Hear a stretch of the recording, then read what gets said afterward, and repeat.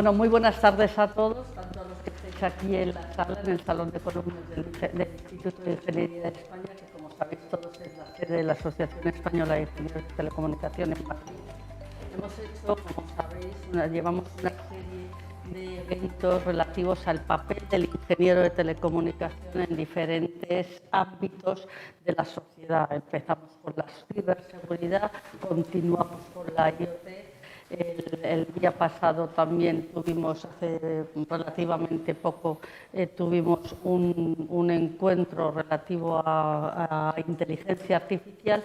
Y hoy tenemos un encuentro que puede ser muy original porque en general a la sociedad española o a la sociedad no se le ocurre el rol del ingeniero de telecomunicación en un ámbito tan importante como es el ámbito sanitario. Y ya al menos tenemos 3 compañeros, al menos, y hay, bueno, 4, porque Victoria también es otra compañera que está en ese ámbito trabajando.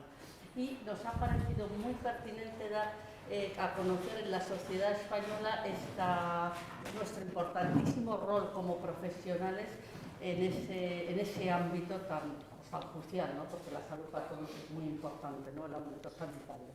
En ese orden de cosas, hoy Victoria Ramos, que sabéis que es la secretaria de la asociación en Madrid y que trabaja en el Instituto Carlos III de Madrid y una de las grandes expertas en esta materia, como miembro de la Junta Directiva va a ser la que ordene y, modere el debate con 3 grandísimos profesionales. Yo tengo el problema de tener que resumiros los currícula de las tres personalidades que nos rodean y es muy complicado, pero lo voy a intentar hacer lo mejor posible porque tienen unos currículos de verdad, créanme, súper brillantes. A mi derecha tengo a José Carlos Fernández de Aldecoa, es ingeniero superior de telecomunicaciones, o va de hecho, o de suyo, pero también es doctor en ciencias físicas. Por si acaso se aburría, dijo, pues vamos a hacer otra cosita más, ¿no? Se ha dedicado profesionalmente a la ingeniería bioquímica y a la ingeniería clínica y a la gestión de instalaciones de equipamiento hospitalario desde 1961, observar la experiencia que acumula, ¿no? Durante muchos años fue responsable del servicio de ingeniería biomédica del Complejo Hospitalario Universitario de Canarias. Supongo que cuando empiece a hablar se nos notará ese acento canario que siempre es bonito, ¿no? Y que ha estado 24 años. Ha sido profesor asociado a la Universidad de La Laguna en la Cátedra de Física Médica de la Facultad de Medicina, diálogo interprofesional que decíamos el otro día. Y es supervisor de instalaciones radiactivas. Ha dirigido y participado en numerosos proyectos y contratos de investigación. Es socio fundador de la Sociedad Española de Electromedicina e Ingeniería Clínica, de sociedad de la cual ha sido vicepresidente y bueno, por supuesto, otras 2 cuestiones muy importantes, ha participado miembro de las juntas directivas de la Asociación Española de Ingenieros de Telecomunicación en Canarias y del Colegio Oficial de Ingenieros de Telecomunicación en Canarias. Con lo cual, pues ya veis que es una persona de alta relevancia. Verónica Verdugo Alonso, que es la más joven de los 3 profesionales que nos acompañan, es ingeniero de sistemas de telecomunicación por la Universidad Carlos III de Madrid y máster en formación por la Universidad San Pablo CEU. Trabaja en General Electric Healthcare como, aquí vamos a decirlo, Modality Manager, que luego nos contarás un poco lo que es eso, del área de cardiología PCS Iberia. Nos lo contará seguramente posteriormente Verónica. Lleva 20 años trabajando en el área de la salud en temas de diferentes puestos y en temas de diferente naturaleza, como es cardiología, y es especialista en aplicaciones y productos responsables de esa modalidad, de esa especialidad médica. Ha trabajado y sigue trabajando en la docencia, además creo que en la Universidad Rey Juan Carlos de Madrid, en la cual yo también, no sé si sabes, también soy docente ahí. Y por último, pero vamos, por supuesto también de primerísimo orden, el último en este orden, Enrique Gómez Aguilera, generalmente Quique, porque cuesta llamarse Enrique, es catedrático de universidad, de la Universidad Politécnica de Madrid, en concreto es director del Departamento de Tecnología Fotónica y Bioingeniería. Quizás es uno de los grandes pioneros de esta materia dentro del ámbito de las telecomunicaciones en la escuela, ¿no?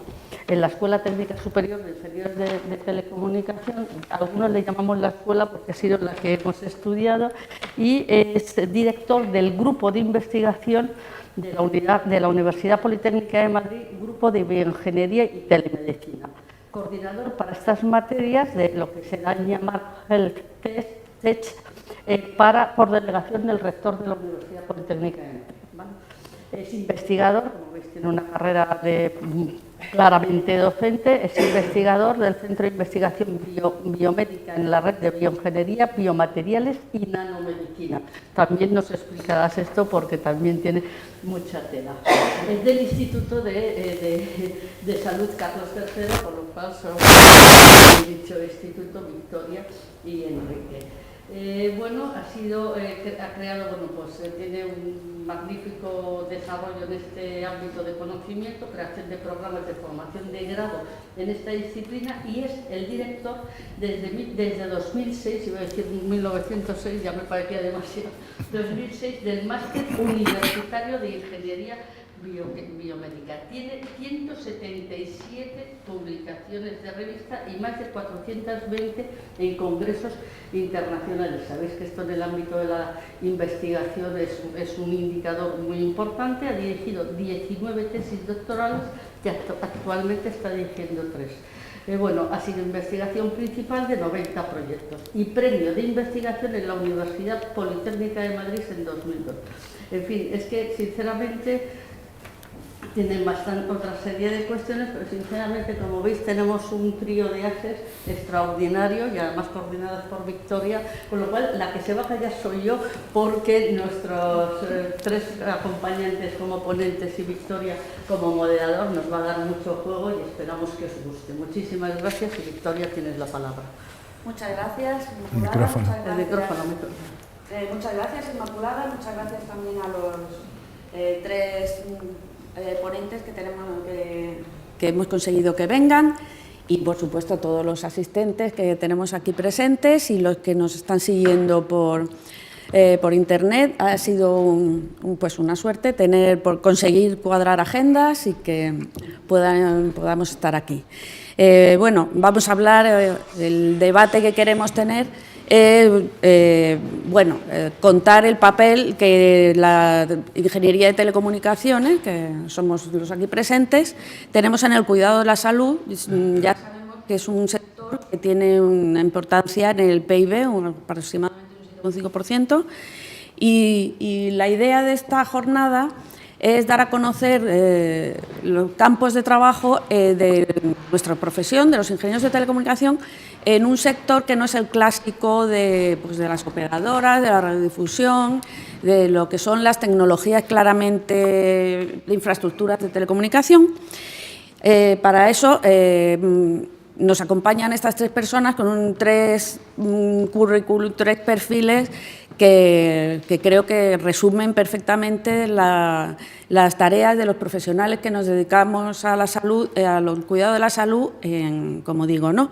Por un lado tenemos la parte de lo que son los profesionales de las instalaciones, lo que son las instalaciones hospitalarias, el papel que tenemos o que tienen los ingenieros en ese papel, en ese campo, el campo de la instrumentación médica y, por supuesto, el campo de la formación universitaria de estudiantes que estudian ingeniería en el campo de la ingeniería biomédica. Luego abriremos un debate, ya esta no es la primera jornada y entonces ya sabéis un poco la dinámica que tiene. Los que asisten en remoto pueden enviar sus preguntas, que creo que ya se han enviado desde antes y se contestarán aquí después cuando haya turno de preguntas. Sabéis que el cuidado de la salud es una preocupación humana desde que el mundo es mundo, y en las tecnologías de comunicaciones, como otras muchas, por supuesto se incorporan a al cuidado de la salud en cada momento con todas las prestaciones que permite la tecnología. En este caso, bueno, pues hasta hoy queremos que la idea es de que estos profesionales nos cuenten un poco cómo ven lo que podemos esperar en un futuro próximo y qué oportunidades creéis que nos ofrece la ingeniería de telecomunicación en un campo como es el cuidado de la salud. Pues, por ejemplo, en el campo de la gestión de la información, de gestión de datos, por ejemplo, sensorización masiva, infraestructuras altamente tecnificadas, sensorización, pues conexiones, cobertura y todo eso. Por ejemplo, ¿qué ejemplos nos podríais dar? Pues, por ejemplo, José Carlos, si quieres, del papel de los telecos en las instalaciones sanitarias en hospitales. Por ejemplo, en tu recorrido, en tu trabajo profesional, ¿qué has visto que distinga el trabajo, las aportaciones que han hecho ingenieros de telecomunicaciones como tú en un hospital, a diferencia de otros profesionales? Sí, agradecerles la invitación a Inmaculada y a Victoria, a la Asociación Española de Ingeniería de Telecomunicación, por tenernos por aquí. Y yo quería empezar por el principio. Y el principio es una cosa importante, que en el año 1980, la mayoría de ustedes no habían nacido todavía, el Colegio de Ingenieros de Telecomunicación Nacional hizo una encuesta a nivel nacional para dar salida a los ingenieros de telecomunicación que estaban saliendo de la universidad, de la Escuela de Politécnica de Madrid, que es prácticamente la única que en aquel momento funcionaba. Bueno, ya estaba la de Barcelona, pero bueno, era saber si en los hospitales podían tener cabida esos ingenieros de telecomunicación. Y entonces hizo una encuesta en 3 hospitales de España. No recuerdo exactamente en cuáles, que me parece uno estuvo en Valladolid, otro quizá en Madrid, pero uno de los cuales lo hicieron fue en el Hospital Universitario de Canarias, donde yo luego entré a trabajar. Y ahí convenció la persona que llegó del colegio y tal, al administrador de ese hospital, a pensar que era necesario algún ingeniero que llevara la tecnología médica dentro del hospital. Y en aquel momento pues había un profesional que llevaba prácticamente una empresa, se le recordarán, Atayo Ingenieros, en aquel momento, y pues como estaba mucho por el hospital, le dijo, mira, tenemos esta posibilidad, estoy dispuesto a crear una plaza aquí, de hacer un servicio de ingeniería biomédica y tal. Bueno, pues encantado. Y este señor fue el primero que entró allí y yo fui el segundo en el 81. En ese momento, ese servicio de ingeniería biomédica fue pionero en España. No había en ningún sitio servicio de ingeniería biomédica ni necesidad de ingenieros en los hospitales. En el año 82, en Las Palmas de Gran Canaria, también se creó el servicio, en el Hospital Clínico, actualmente Hospital Dr. Negrín, y sobre todo allí fue necesario, porque evidentemente en aquel momento no había técnicos de empresas en Tenerife ni en Las Palmas, en Canarias no había, y cada vez que había un problema en el hospital de equipamiento médico y tal, pues había que llamar a la península, que fuera un técnico para allá y tal. Entonces eso fue lo que de alguna manera justificó que aquello creciera. Y eso es el origen de esto, y lo que ocurre es que lo que de entrada parece que está enfocado más en ingeniería biomédica, yo también quería reivindicar el papel de los ingenieros de telecomunicación como ingeniero clínico, no solo en el ámbito de los equipos médicos, sino en la organización hospitalaria de la salud dentro de ese hospital. La organización tanto técnica como de colaboración con el personal médico, de enfermería, etcétera, para que de alguna manera hubiera un responsable técnico que dirigiera todas estas cosas, que no solo es la ingeniería biomédica, sino las instalaciones e incluso el mantenimiento general del edificio, porque al fin y al cabo todo eso contribuye a que el hospital funcione y a que la salud de los pacientes sea cada vez mejor. A mí tengo aquí una cita que me gustaría decir de la Asociación Americana de Ingeniería Clínica, ya bastante antigua, que dice: un ingeniero clínico es un profesional que da soporte a los desarrollos tecnológicos para el cuidado del paciente, aplicando, manteniendo y gestionando la tecnología de la salud en general, trabajando junto a los usuarios clínicos con su misma jerarquía e integrado con ellos. Es decir, de alguna manera yo trato de transmitir que un ingeniero de telecomunicación es un profesional muy apto para ser el responsable técnico de un hospital, no solo a nivel de equipamiento médico, sino de instalaciones que están soportando esos equipamientos, e incluso de edificios, ubicaciones, servicios, etc. Y un poco eso es lo que yo quería transmitir en esta primera intervención. Pues muchas gracias. Y en cuanto a ti, Verónica, ¿tú qué crees hacia dónde pueden ir la innovación, lo que es la tecnología? ¿Qué es lo que crees tú? ¿Qué opinas sobre el papel de la ingeniería de telecomunicación? Pues sí, pienso particularmente en los ingenieros de telecomunicación, porque dentro de la ingeniería, desde luego, tiene muchísima cabida en el entorno sanitario en general. En cuanto a la industria y lo que la industria está invirtiendo más, y creo que va correlado un poco con las necesidades no médicas actuales, se me ocurren tres cosas, ¿no? La primera tiene que ver mucho con la telemedicina. Ya hablamos mucho de comunicación, las cosas tienen que funcionar bien, tienen que funcionar en tiempo real y tiene que ver mucho con el autocuidado, ¿no? La sanidad en general pues nos requiere más a nosotros de autorresponsabilizarnos de nuestra salud, y eso pasa por un montón de dispositivos tecnológicos que tenemos a nuestro alcance, que cuanto más se puedan comunicar con el hospital, más descargan al hospital y más permiten trabajar, ¿no? Yo creo que ese es uno de los principales puntos que se me ocurren. Otro tiene que ver mucho con el seguimiento de patrones, es decir, tanto las señales médicas de los dispositivos como la imagen médica, ¿no? Donde se puede automatizar un montón de procesos en cuanto a diagnóstico, ¿no? Ayudar mucho al desarrollo de diagnósticos. Y por último, todo lo que tiene que ver con redes y con estandarización, porque cabría esperar que todo fuese muy estándar, pero la verdad es que mi experiencia es que no lo es tanto, ¿no? Y creo que ahí también, en cuanto a estandarización de comunicaciones, también tendría un papel importante el ingeniero de telecomunicaciones.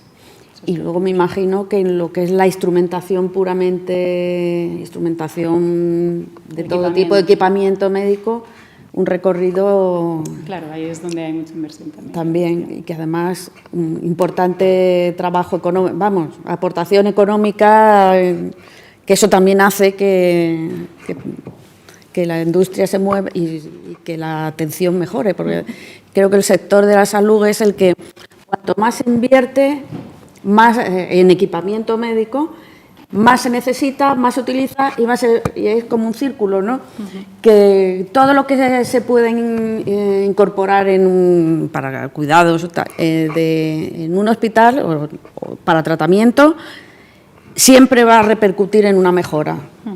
Sí, está claro, ¿no? Y además también se necesitan ciertos estándares que permitan ser más eficientes al personal que se dispone, ¿no? Y eso también es una de las partes que hace que se invierta mucho en eso, ¿no? Para que las personas que están a cargo de todo esto puedan ser más eficaces, ¿no? Y dedicar los recursos donde hacen falta.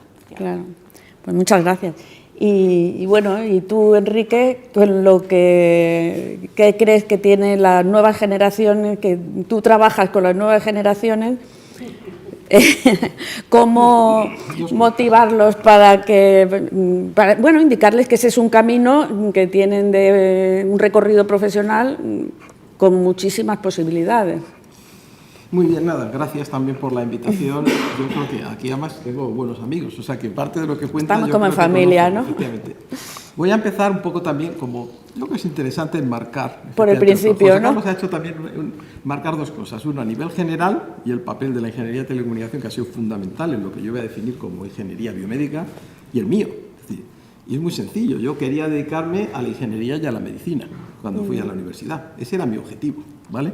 ¿Y dónde? No había ningún lugar de hacerlo en España todavía. Pero es cierto, como decía José Carlos, ya el Colegio de Ingenieros, y a través también de la creación de la asociación en ese caso, española de bioingeniería que se llamaba, pues, y con una sede importante en la Escuela de Telecomunicación, amigos que estaban estudiando ahí ya me dijeron, no, en la Escuela de Telecomunicación hay algunos profesores que se dedican a un campo que se denomina ingeniería biomédica. Digo, pues ese es el que quiero yo hacer.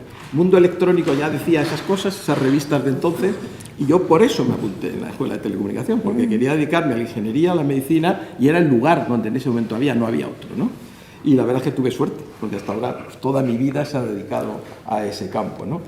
Y precisamente se ha dedicado porque en ese momento, además, la ingeniería de telecomunicación yo pensaba, y sigue siendo también pues, una de las ingenierías que tenían, digamos, una forma más directa de aplicarlo en el campo de la medicina, como ahora antes se ha comentado. Y como decía, es decir, la propia, bueno, tengo el honor de presidir la Sociedad Española de Ingeniería Biomédica y se crea precisamente ahí el primer congreso en el año 81, eso lo conté en un café con de estos que hacéis aquí también, en el fondo, y la Escuela de Telecomunicación tenía ese papel, con compañeros también, como conocéis, José Luis Monteagudo, o tristemente fallecido Francisco del Pozo, etcétera, ¿no? Con lo cual, efectivamente, ese papel existe. Hoy en día estamos afrontando un cambio muy importante en la sanidad y en un papel de la tecnología médica cada vez más relevante. Y eso es porque, bueno, yo creo que, si me permitís rápidamente, por los retos que ahora afronta la sanidad, así rápidamente los conocéis, el envejecimiento de la población, el aumento de la enfermedad crónica asociada, digamos, a precisamente a ese envejecimiento. Eso cambia por completo el paradigma del modelo de agudos de hospital a un modelo donde cualquier, digamos, persona tiene que ser atendida en cualquier punto y lugar. Hablamos de comunicaciones, se ha hablado de telemedicina, ahora lo mencionaré después. Estamos hablando de la sostenibilidad de los sistemas sanitarios, cómo mantenemos esa sostenibilidad en sistemas como el nuestro, universal, equitativo, etcétera, etcétera, ¿no? La relación médico-paciente ha cambiado radicalmente. Más del 60%, 70% se dice, dependiendo de la edad, de los pacientes que van a una consulta ya han consultado algo en Internet. Entonces, el profesional tiene que conocer eso, ¿no?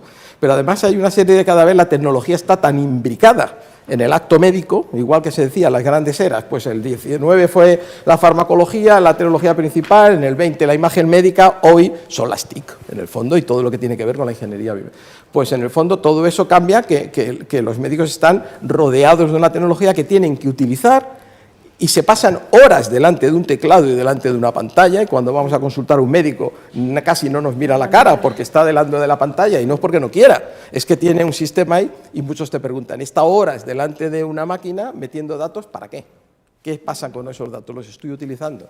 Entonces eso cambia también muy importante. Y por supuesto después hay otras áreas como, sabéis, la medicina 5P, con la personalización, con la, digamos, la medicina de precisión, y una importantísima, que es el cuidado basado en valor. Lo importante no es cuántos actos médicos se producen, sino realmente cuál es el impacto de los actos médicos. Conocer qué es lo que piensa el paciente cuando realmente me han hecho una intervención, ¿han resuelto el problema? El problema no es que el hospital haga 1000 intervenciones quirúrgicas, sino que el efecto sea el adecuado. Y es lo que se llama el cuidado basado en valor, midiendo el coste de esa intervención, cuál ha sido su impacto y sabiendo la satisfacción del paciente. Todo eso. Pues eso implica lo que hoy llamamos una transformación digital de la sanidad. Transformación digital, que yo me llamo digital y tecnológica. Y para eso hay un área que se llama una disciplina científica, que es la ingeniería biomédica.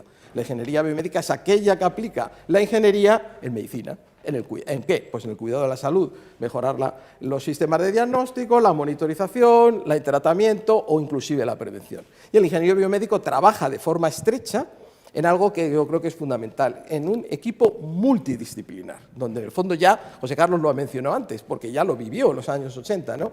Y ahí tenéis un profesional que debe de ser interdisciplinar. En el caso del ingeniero biomédico, como ahora os comentaré, se forma interdisciplinarmente, tiene un conocimiento de la tecnología, pero también tiene un conocimiento de las ciencias biomédicas. Eso lo hemos hecho en la Escuela de Telecomunicación durante mucho tiempo. Más de 2.500 ingenieros de telecomunicación han hecho especialidades en lo que llamábamos antes bioingeniería, ingeniería biomédica, pero ahora el enfoque es otro. Y es otro, ¿por qué? Porque hay 30 universidades en España que imparten un grado en ingeniería biomédica. Más de 12 impartimos un máster en ingeniería biomédica. Eso implica 400 egresados al año en ingeniería biomédica de grado y unos 150 o 200 de máster de ingeniería biomédica, de ingeniero, lo de que antes llamábamos ingeniero superior. Y eso cambia por completo la situación. Y eso es algo que tendremos que verlo para ver de qué forma se está haciendo. Es decir, porque eso quiere decir que el ingeniero de telecomunicación no puede serlo. Sí, en el máster de ingeniería biomédica que tenemos, los alumnos de grado de telecomunicación pueden ir a ese máster y en ese momento, igual que van los alumnos de grado de ingeniería biomédica, todos acaban con su título, máster en ingeniería biomédica, ¿vale? Pueden hacer también el de telecomunicación y de hecho se ha planteado en algunas universidades existe hasta la titulación conjunta, ¿no? Y sin duda, las tecnologías nuestras de telecomunicación, que yo soy, como siempre me llama, ingeniero biomédico, porque yo entiendo al ingeniero biomédico no aquel solo que tiene un título de ingeniero biomédico. Para mí, yo lo soy, creo que cualquiera de vosotros también, simplemente porque aplicáis eso en el campo de la medicina, ¿no? Pues eso es algo que se demanda más y, bueno, y si quieres acabo diciendo una cosa importantísima, ¿no? Cuando hablamos de de la pandemia, que será de algo que parece que se nos ha olvidado, ¿no? Y decimos, el papel fundamental de los profesionales sanitarios, ninguna duda, héroes. El papel de los ingenieros biomédicos que estuvieron trabajando y la ingeniería de telecomunicación y las telecomunicaciones, el mundo habría colapsado absolutamente sin el papel. Y nadie lo menciona, nadie saca pecho diciendo estábamos en nuestras casas, estábamos haciendo sesiones de telemedicina, la telemedicina la podemos matizar, la telemedicina no es una llamada telefónica, eso no es telemedicina, ni un WhatsApp, es otra cosa. Es otra cosa. Sin todo el soporte de las telecomunicaciones no habría sido posible, o sea que, bueno, podemos entrar en más temas después. Muy bien, pues nada, pues muchas gracias. Y en cuanto a la, bueno, ¿qué creéis, hacia dónde crees tú que irán la equipación médica, aparte, bueno, de lo que has dicho, del seguimiento en concreto, el papel de los ingenieros, pues en lo que es la instrumentación médica? Dentro de la industria, en la industria. Ya dentro del hospital existe, aparte de los ingenieros biomédicos, ¿no? En el aspecto que hemos comentado, ya existe además la figura del ingeniero, que ahora casi siempre son ingenieros biomédicos, porque es verdad que engloban mucho esa parte, en distintos departamentos del propio hospital, ¿no? Hay muchos departamentos de electrofisiología, por ejemplo, ¿no? O de hemodinámica, que tienen su propio ingeniero en el departamento para manejar todo el equipamiento, para hablar con la industria y organizar sesiones, para manejar equipamiento también. O sea, a veces, a veces lo hace enfermería o a veces lo hace un técnico que está formado, que puede ser un ingeniero, ¿no? Entonces, yo creo que allí cada vez va a haber más y cada vez yo creo que el personal sanitario se da cuenta del valor que aporta el ingeniero dentro del propio hospital. Luego, en cuanto al futuro del equipamiento médico, hay tantos frentes abiertos. Hombre, está claro que el papel estrella, y ya habéis tenido una charla hace poco, es la inteligencia artificial, pero claro, aquí hay muchas aristas y claro, muchos, por eso. Hay, claro, está clarísimo. Lo que pasa es que luego a veces se va por delante de lo que se puede conseguir. Entonces, luego te enfrentas a la realidad de un hospital en la que la ley de protección de datos, la seguridad informática, todos sabéis que ha habido ciberataques muy serios en hospitales públicos en Madrid, o sea, en Madrid, en Barcelona, en muchos centros en general, que hacen que haya aplicaciones que están en la nube para aplicar inteligencia artificial, que son aplicaciones que tienen un proceso lento y difícil de llevar a cabo. Pero no cabe duda que eso acabará llegando, acabará imponiéndose y resolverá un montón o por lo menos acelerará procesos, cambiará un poco el paradigma, ¿no? Como comentaba. ¿Y cómo crees que puede ser? ¿Hay mucha diferencia en España respecto a otros países, Estados Unidos? Vosotros que sois una empresa que la casa madre cambia, sí, fuera, es americana. Sí. Es americana. Bueno, cambia mucho, principalmente porque la industria americana se mueve en un mercado prácticamente privado en un tanto por ciento muy grande, ¿no? Entonces, el sistema sanitario público es mucho menor que en todo el resto de Europa, ¿no? Que funciona con un sistema sanitario. Entonces, es verdad que la legislación es diferente. Sí. Y en Asia mucho más todavía, ¿no? Sí que cambia. Lo que pasa es que normalmente la industria nos regimos por nuestros estándares que son globales, con lo cual se aplican las leyes generales para todos, ¿no? Y eso hace también, que a veces sea lento. Pero sí, hay muchas diferencias entre uno y otro. No, yo creo que no tanto en las necesidades, sino como a lo mejor un poco en la manera de aproximarse a este mercado. Yo querría volver a reivindicar el papel del ingeniero de telecomunicación, independientemente del ingeniero biomédico. Ingeniero de telecomunicación, ingeniero clínico, que además de gestionar el equipamiento electromédico, gestiona el resto del hospital, porque sin el ingeniero dentro del hospital, probablemente el hospital no funcionaría. Entonces, ese ingeniero puede ser, pues a lo mejor un ingeniero industrial, o a lo mejor un físico, lo que sea, pero yo creo que el papel del ingeniero de telecomunicación es muy importante. Primero, porque la formación que ha tenido enfoca mucho a la parte de equipamiento electromédico y tiene otra serie de materias que ha dado en su carrera y a lo largo de su experiencia que le ayudan a poder coordinar toda la dirección técnica del hospital, que es mi experiencia. Yo también tengo que decir que yo soy partidario de las carreras muy generalistas, es decir, que no sean muy específicas, porque ahora mismo está la ingeniería biomédica, hay máster de ciberseguridad, inteligencia artificial, de no sé qué, y yo creo que el ingeniero biomédico, Enrique, no es que quiera contradecirte, pero el ingeniero biomédico tiene mucha más trascendencia en el tema de ayuda a los profesionales médicos en la investigación, en la toma de decisiones sobre equipamiento, etcétera, etcétera. Pero a lo mejor en la gestión y mantenimiento de ese equipamiento, yo veo al ingeniero de telecomunicación como un profesional con una mira mucho más amplia y que sea capaz de abarcar todo eso. Lo digo porque seguramente nos están viendo a lo mejor bastantes estudiantes o futuros estudiantes de ingeniería que a lo mejor no saben a qué dedicarse, y yo les digo, en los hospitales tienen trabajo, los ingenieros de telecomunicación.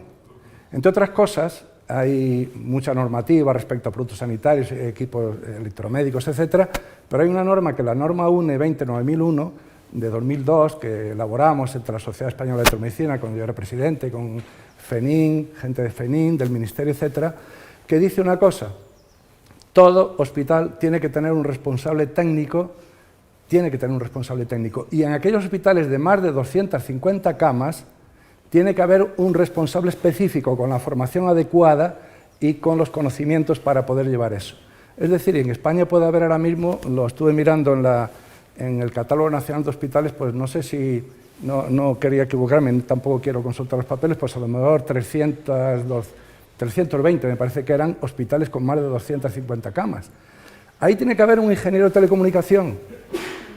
Puede haber otro tipo de ingeniero, pero yo reivindico que tiene que haber un ingeniero de telecomunicación. Que luego dentro de su equipo de trabajo, como yo tenía, que tenía a mi cargo 120 personas, pues habrá ingenieros biomédicos, habrá aparejadores, habrá ingenieros industriales, habrá etcétera. Pero yo creo que la visión amplia que tiene el ingeniero de telecomunicación, por lo menos como yo lo estudié, plan del 64, donde se estudiaba servotecnia, electrotecnia, donde se estudiaba electrónica, donde se estudiaba muchísimas materias que me han servido a lo largo de mi desarrollo profesional, que ahora evidentemente son mucho más específicas de telecomunicaciones. Yo ya digo que yo ya no me acuerdo muy bien lo que son las telecomunicaciones, porque yo me he dedicado a muchas otras cosas dentro de mi trabajo.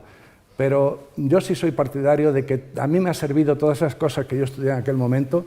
Tú te recordarás, Enrique, de esa época, de que materias, que lo tengo por aquí, pues, por ejemplo, electrotecnia, mecánica, materiales, topografía, campos electromagnéticos, redes, electrónica 1, 2 y 3, electrometría, electroacústica, líneas y cables, antenas, emisores, microondas. Y esto no te parece que es un bagaje para un profesional que luego se va a dedicar específicamente a trabajar en un hospital? Fundamental. Ahora tengo el programa de la Universidad Politécnica de Madrid, pues bien, está más enfocado a otras cosas, claro. Yo solo, antes de que sigáis, porque os he visto que es un elemento que a mí me parece interesante, y es, ojo, telecomunicaciones no son solo redes. Estoy totalmente de acuerdo contigo, Quique, cuando has dicho en la pandemia sin las telecomunicaciones, porque es el puro teletrabajo. La gente parece que llegaba al día siguiente, teletrabajaba. Oiga, que eso no es magia, ¿eh? De magia nada. Y eso es un papel que no hemos puesto nosotros en valor y que deberíamos... de éxito. Sí, es tan difícil que parece fácil, pero en eso estoy totalmente de acuerdo, pero tampoco es solo las redes. No, sí, ya sé que tú no dices eso ni tú tampoco, pero lo digo para que nos oigan nuestros oyentes. O sea, la inteligencia artificial es tele con estado puro. O sea, algunos cuando estudiábamos la carrera teníamos una especialidad e incluso dábamos los principios, que era informática, transmisión. La bioingeniería, como estaba diciendo Enrique muy bien, sale de ese ámbito, precisamente sale del ámbito de teleco, luego no es ajeno a esa telecomunicación. Ni es casual. Nuestra escuela, la escuela de telecomunicaciones. No es casual, sino es lógica. Porque es una de las áreas principales, porque además es donde hay más demanda asociado a las TIC. Más demanda desde el punto de vista profesional, es decir, las empresas del sector, digamos, tienen ese campo más que, no sé, que la ingeniería de tejido, la biomecánica, los biomateriales, lo cual no quiere decir que eso está cambiando y va a cambiar, y la nanomedicina está apareciendo, con lo cual ya veremos qué áreas pueden estar. Por eso, pero importante que yo... Somos redes. Claro, no, pero que lo que quiero decir es que esa multidisciplinariedad que yo digo aplica a la ingeniería también. Es decir, o sea, el ingeniero de telecomunicación sabe unas cosas que no sabe un ingeniero biomédico en su formación, pero las competencias que hoy tiene un ingeniero biomédico son distintas. Es decir, el ingeniero biomédico tiene desde el principio un conocimiento profundo del sector de salud. ¿vale? Conoce además cómo identificar los problemas clínicos y trabajar con los profesionales, porque conoce su vocabulario. Además, no solamente esa, o sea, es capaz de identificar la necesidad, de definirla con el profesional, de diseñar una solución conjuntamente, desarrollarla, y en el desarrollo aparecerán otros ingenieros, que no sea propiamente el ingeniero biomédico, y validarla. Y eso es lo que demanda ahora mismo la industria, lo que demanda también la investigación y el hospital. Y ahora hablamos del hospital, porque el problema del hospital es que, fíjate, llevamos décadas hablando de que realmente los ingenieros son imprescindibles. Es más, no va a haber transformación digital sin los ingenieros en los hospitales. Eso lo sabemos. Pero lo cierto es que en España eso no avanza. No avanza todavía nada. No hay plazas suficientes para los ingenieros, ni telecomunicación, que son poquísimas, ni el ingeniero industrial, digamos que son los principales, ni los ingenieros biomédicos, y hay que conseguir que eso ocurra, ¿no? Es verdad que ahora hay 3 comunidades que se están moviendo muy... Bueno, Galicia lo hizo ya, Navarra lo hizo desde el principio, ahora lo va a hacer La Rioja, y cada vez más tiene que ser. Y ese es nuestro papel desde la sociedad, es hablar con los responsables y decir, señores, que estas plazas tienen que estar, que si no tiene... Eso quiere decir que no hay ingenieros e ingenieros biomédicos, muchísimos trabajando en los hospitales, muchísimos. Una transformación como la que está haciendo el Hospital 12 de Octubre, pues imaginaos todos los que están ahí. Y el director de transformación digital, pues también viene de ahí. O sea, me refiero que en el fondo...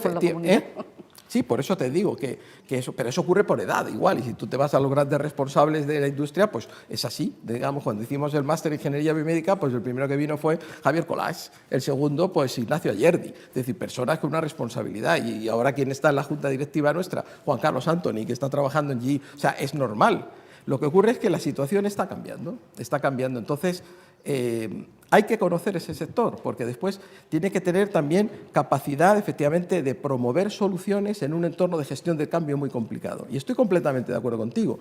Algunas de esas áreas en la ingeniería biomédica se quedan un poco ahí colindantes. El tema real, la transformación digital no es una transformación tecnológica, es una transformación de cambiar la forma en la cual se produce el cuidado de la salud. Y es un tema de ingeniería de procesos. Y yo ahora que estoy hablando en este contexto, no dejemos que solo la ingeniería industrial haga eso, porque la ingeniería de telecomunicación, pero es quien lo está haciendo ahora. Entonces, bueno, reflexionemos cuál es el papel del ingeniero de telecomunicación ahí, porque tiene que estar. Es decir, es un cambio, no es un cambio.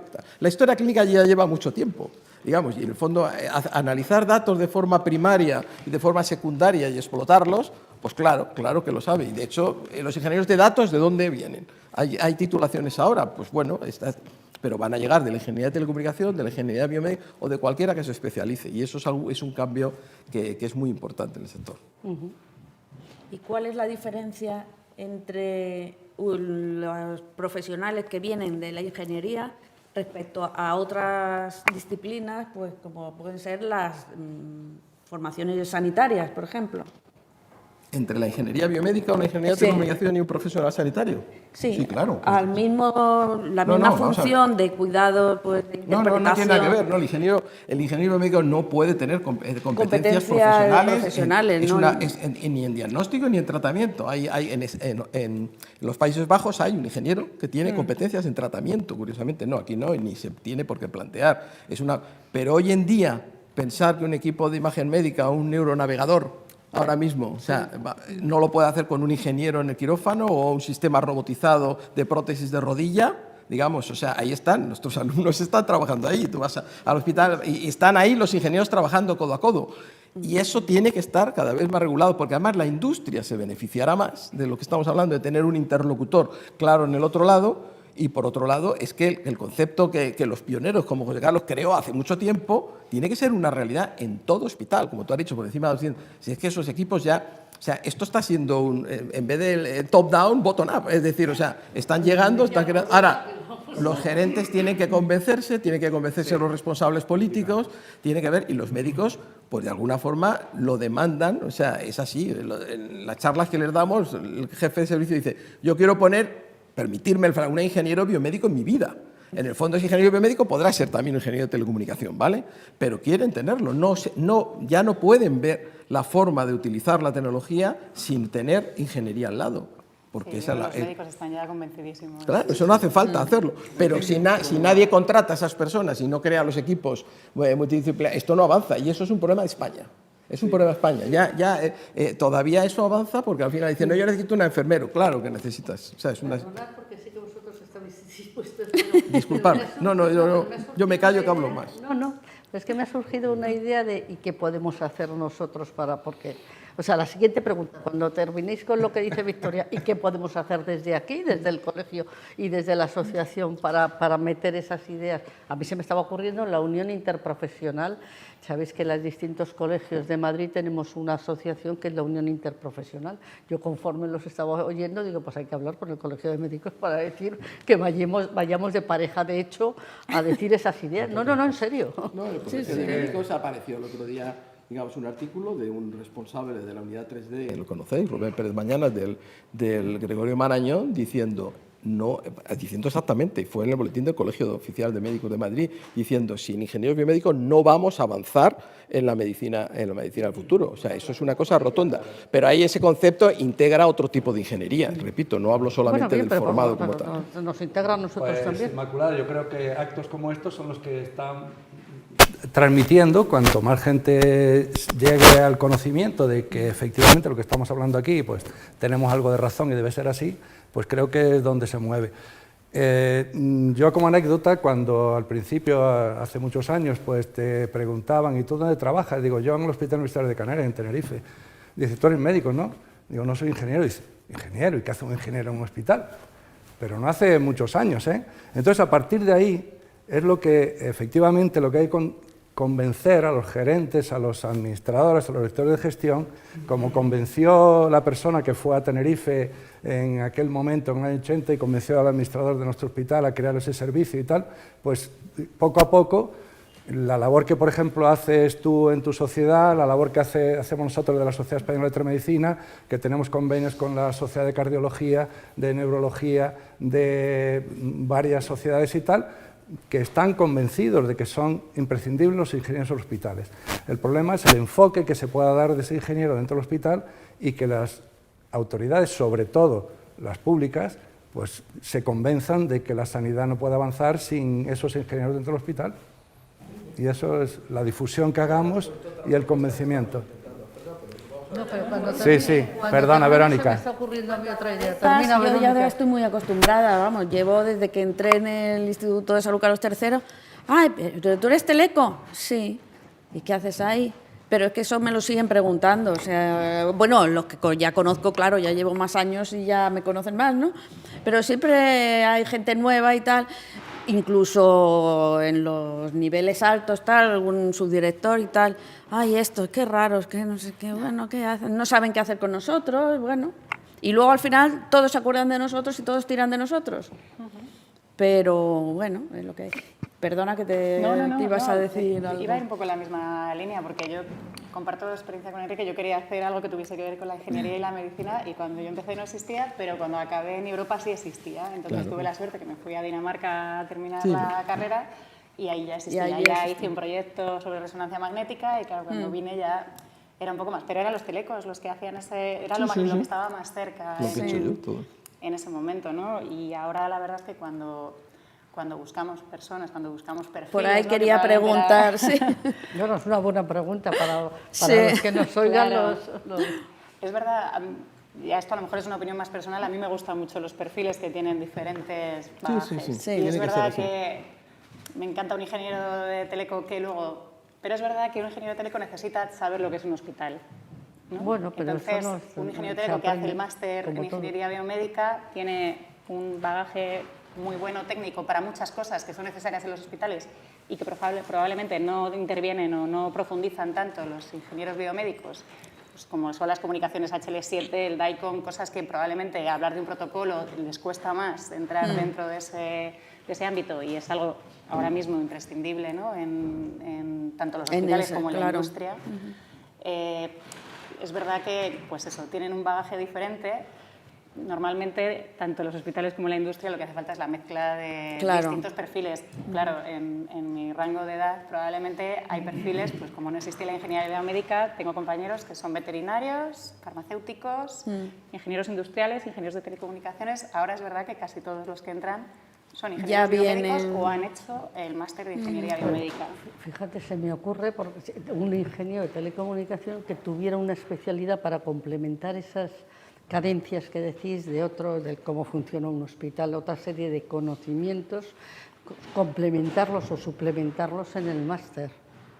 Sí, pero Que es así. un poco lo que estáis haciendo, claro, es lo que me has dicho. A ver, claro. los alumnos de grado de ingeniería biomédica todos hacen prácticas en hospitales. Es un cambio muy Por eso. importante. No, ¿vale? pero digo no en el del máster, grado, digo en del el máster máster también. provenientes del En el otro. máster también. Lo que pasa es que ahora, por ejemplo, este año los que tenemos, 65 alumnos, hablo ya en este caso de la Universidad Politécnica de Madrid, pues muchos quieren ir a la empresa, lógicamente. ¿Por qué? Porque algunos ya son algunos de grado de ingeniería biomédica, lo que quieren es directamente a la práctica, pero muchos de ellos igual. Entonces, claro, esa experiencia es fabulosa, se hace en un tipo, de alguna forma, de rotación.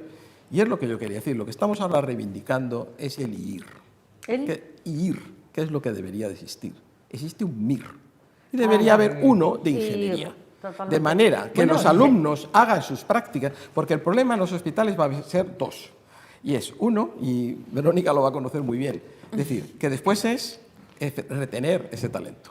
¿Por qué? Porque estás en un sistema institucionalizado, donde tienes unos sueldos los que están, y llegará una empresa y le va a ofrecer algo mucho más. Y es así lo que está para él. Entonces tú tienes que hacer un modelo donde en principio pensamos desde nuestra Sociedad Española de Ingeniería Biomédica que se cree esa situación donde aparezca esa persona en prácticas, que no tiene que ser un R1, R2, no, con 2 años probablemente creemos que sería suficiente, y además hacer un modelo de rotación. Con la gestión del conocimiento lo gestionan las consultoras y lo hacen, y saben que las personas que están 2, 3 años, y en el mundo de la telecomunicación lo que digo, vamos, aquí habrá muchos profesionales que dirán, yo lo hago eso perfectamente. Y los hospitales tendrían que hacer igual, porque la gente joven va a estar continuamente generando un conocimiento desde dentro del hospital, en colaboración con las empresas, pero se van a marchar después a otro sitio, a un hospital que les pague más, porque es privado, porque está fuera, a una empresa que les atrae y además conocen un producto, porque además lo han estado utilizando dentro del hospital, que mejor un product manager o un modality manager si viene realmente de un lugar donde ha estado 2 años trabajando en cardio, por ejemplo. Pero claro, o sea, los alumnos nuestros hacen prácticas todos y están con los equipos. Entonces, claro, es un cambio distinto, porque hoy en día es que no olvidemos que muchos médicos ya son nativos digitales igual. Con lo cual la tecnología ya la conocen, es una utility para ellos, las TIC. Ahora lo que tienen que hacer es conocer y explotar mejor la tecnología médica, que esa ya no es tan evidente. O sea, eso es un poco... Entonces tienen que conocer bien el equipo por dentro. Y médicos que participan, yo soy investigadora y bueno, incorporamos en los proyectos pues, perfiles también de médicos sumamente conocedores de lo que es las TIC y vamos, no hay que explicarle casi nada, vamos. Y hay algunas especialidades que más que otras, ¿eh? Bueno, seguramente. Hemos comprobado que dentro del hospital hay médicos que realmente son muy tecnológicos y otros que realmente no tienen mayor son muy clínicos, digamos. Sí, muy clínicos. Pero bueno, y los tecnológicos son muy interesantes, trabajar con ellos, que ellos te preguntan, vamos a hacer esto, ¿cómo resolver este problema? Y te dan ideas de mejora. Y esos son, no voy a nombrar especialidades para que nadie se lo tome mal, pero sí, todos los tenemos en mente, los que hemos trabajado en el hospital, ¿verdad? Y muchos están muy interesados. Y luego muchos saben, como decía Enrique antes, que necesitan, que de vez en cuando dicen, pero ¿por qué yo no, cuando necesito algo, no tengo aquí al ingeniero que me ayude? Claro, para buscar una solución con él, en el fondo. Y será, pues, si es, o sea, el ingeniero biomédico tiene una formación en ciencias biomédicas. ¿Cuánto? 25%, 30%. El resto tiene que ser ingeniero, porque si no, no será otra cosa. No puede conocerlo todo. No puede ser un especialista en protocolos, ni en electrónica, tendrá que hacerlo, con lo cual los equipos suelen ser también multidisciplinares, no solo profesionales, cada uno tendrá su papel. Pero bueno, el ingeniero de telecomunicación tiene que buscar también ese lugar, porque si no, pues tendremos al informático, que es el que hace los análisis de datos y la inteligencia artificial. Yo no estoy de acuerdo en eso, pero no estoy de acuerdo, pero está siendo así. Y la sociedad entiende que el mundo de Internet y la inteligencia artificial se llama informática. Bueno, y no, eso es lo que entiende la sociedad. Es así. Y la ingeniería de telecomunicación tendría que, desde aquí, tendría que decir, señores, no, el ingeniero de telecomunicación ese conocimiento lo tiene, lo utiliza y es su tecnología. Y no es solamente la informática, porque además tiene una formación muy buena, porque conoce las 3 áreas, conoce la electrónica, conoce la telemática, conoce la parte de señal. Por eso que la parte nuestra, que hemos hecho, si hemos procesado señales biomédicas e imágenes, era porque los ingenieros de telecomunicación conocen eso. Hoy los alumnos de ingeniería biomédica lo conocen. ¿Hasta dónde? Hasta donde pueden. Si van a haber 3 asignaturas de ese estilo. O sea, que eso es un equipo. Hoy el mundo es mucho más amplio, pero yo sí creo que en aspectos, o sea, es que se habla del ingeniero de datos en un hospital y yo, perdonad, no suelo pensar, nadie piensa en el perfil del ingeniero de telecomunicación. Decidme si estoy lo hemos equivocado. vendido muy mal, por eso Hay que intentamos hacerlo de hacer otra lo que forma. dices tú, Hay que venderlo bien y hay que hacerlo de forma que se diga, no, perdona, es que es así. Mira, Y con solo decir que es verdad lo que decías tú antes, que han provenido de nuestra escuela, la especialidad de informática proviene y la crea una persona que era Rafael Portancasa, que era nuestro catedrático de matemáticas. Y luego la parte de bioingeniería del Pozo y bueno, y los que vinisteis detrás. Quiero decir que si proviene de ahí, por algo será, si es el tronco, digamos. Sí, pero el mundo de la inteligencia artificial está acuñado ya bajo un área y va a ser muy difícil. Yo creo que ahí creo que se tenía que haber hecho los deberes de otra forma. Los deberes había que haber hecho. La inteligencia artificial, estoy de acuerdo que se tuviera que haber vamos a ver, hecho más, desde el punto de vista académico, social, la gente dice informática. Y perdonadme que es así. Lo vendemos yo no estaba mal, metido en esa guerra, pero no tenía que haberse perdido eso. No, y hablo de mi propia escuela, de todas las escuelas y del propio Colegio de Ingenieros de Telecomunicación. Totalmente. Es decir, porque en el fondo... Vamos a ver, y convencer de una cosa.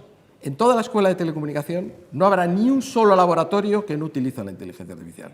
Ni uno. Y de verdad y que cualquier yo, cuando actividad queda que de la hacemos rama en mi 3 lo grupo estudié. o en mi departamento, todo se basa, porque es una herramienta. Y si utilizamos Machine Learning o lo que haga falta, y si no Tensor Networks, da igual. Pero en el fondo es una herramienta para trabajar. Ningún equipo hoy en día trabaja sin un algoritmo. Bueno, pues peléate porque no exista un black box, peléate porque se pueda... O sea, me refiero que lo que digo es que es algo que es una batalla que no, yo creo que no está perdida, pero que hay que lucharla, hay que lucharla mucho. Y ahí os lo dejo caer para ver si... Oye, Verónica, ya que no estamos... Que a la pobre no la cuéntanos, dejamos, que como no te dejamos hablar, lo de Modality Manager... es verdad claro, nos hemos quedado así con... Será modelar la realidad, intuyo, ¿no? Así un poco bueno, pero pero así los aprendemos. Yo estoy en el departamento de ventas.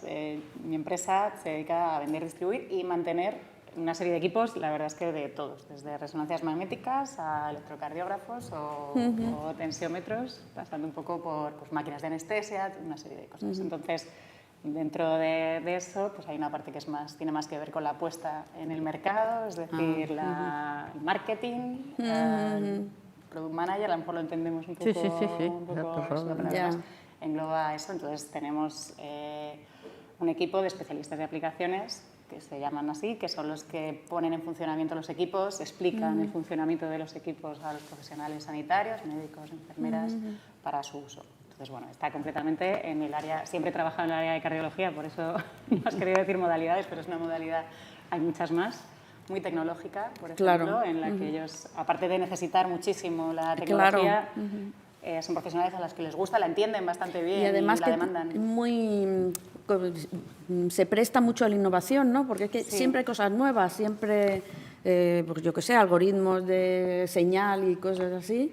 Siempre hay un trabajo constante, o sea, los telecos ahí podrían... Claro, al final la parte de cardiología y electrofisiología es pura señal. Pura señal, pura señal, o sea, eso es probablemente de las que más, ¿no? Con la neurología, entonces ahí hay una parte muy interesante. Bueno, básicamente ese nombre, la traducción de ese nombre así tan extraño es esa. Ya. Y en cuanto a lo que son, por ejemplo, la incorporación de profesionales nuevos que incorporáis, ¿con qué perfiles?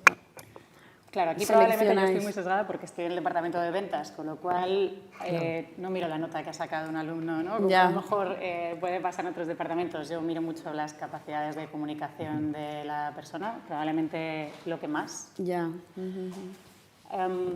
A veces es difícil porque es una suposición. Pero tampoco es saber vender tampoco es tan fácil. Porque si quieres vender, pues yo qué sé, un electrocardiógrafo o lo que sea, y lo quieres vender, a lo mejor el médico te pregunta mucho. Claro, lo que pasa es que normalmente los perfiles de los ingenieros biomédicos no son los vendedores normalmente. O sea, hay un perfil de vendedor que tenemos a lo mejor más en la cabeza, que es muy especialista, pero los ingenieros biomédicos suelen ir a esa parte que decía yo de formación, que esta parte de la venta, pero no es la única parte, y es una parte además muy valorada por todos los hospitales, porque el hecho de que te formen en un producto, entonces hay una parte de formación en la preventa, en la que explicas tus mejoras con respecto a lo que puede tener la competencia, pero luego hay una formación postventa que es imprescindible, y los ingenieros biomédicos suelen estar ahí. Soporte y todo eso, exacto, que para los profesionales que lo reciben están cómodos cuando tienen un interlocutor que no necesita una traducción constante de lo que le estás preguntando. Exacto. De hecho, parte a lo mejor de lo que les gustaría tener en plantilla, pues a veces lo suplen con la industria, o recurren a la industria, que sí que disponemos de ingenieros biomédicos en estos puestos de especialistas de aplicaciones sobre todo, o de, iba a decir field engineers, que son los ingenieros de campo, ¿no?, que se dedican a hacer la reparación, que tienen un bagaje... Claro, y saben moverse muy bien por los hospitales, ¿no? Como comenté, ya al final tienen una experiencia, han tenido una formación específica de cómo funciona un hospital, que es muy particular, ¿no? Y hay que saber moverse en unos ambientes, a veces pues entrar en un quirófano, si no lo has hecho nunca, es una cosa que para un ingeniero pues es compleja, ¿no? Entonces, bueno, es verdad que yo busco un tipo de perfil muy concreto, hay mucha parte de la industria que busca otros, pero nosotros buscamos más esa parte más comunicativa, porque necesitamos que sean pues también la capacidad de enseñar, ¿no?, de formar, y bueno, y casi el compromiso, son más las soft skills que... porque ya entendemos que la ingeniería... Es que al final sí has sido capaz de terminar, ¿no? Y aquí como doy clase en la universidad, yo doy clase en primero, con lo cual a lo mejor tampoco tengo todavía está muy verdecito. ¿Y dónde eras tú? En la Juan Carlos, pero ¿qué en ingeniería biomédica, sí. Entonces es verdad que todavía pues muy jovencitos no tengo, pero cuando les contratamos después, ¿no? Ahí sí que tengo el poco la... Sí, yo realmente cuando selecciono normalmente son concursos públicos y tengo poco margen de selección, ¿no? Pero es casi lo principal que veo, las otras cosas, porque la titulación ya lo sé, si se ha presentado a ese concurso, a esa plaza o ese contrato, es porque tiene la titulación, o sea que eso no me aporta nada, me aportan las otras cosas, ¿no? Aquí es verdad que luego además, yo creo que es una cosa que sí que pecan todos, que ponen, al final es difícil distinguir un currículo de otro, ¿no? Y yo creo que se les olvida poner estas cosas que son importantes. Que son las que se valoran también.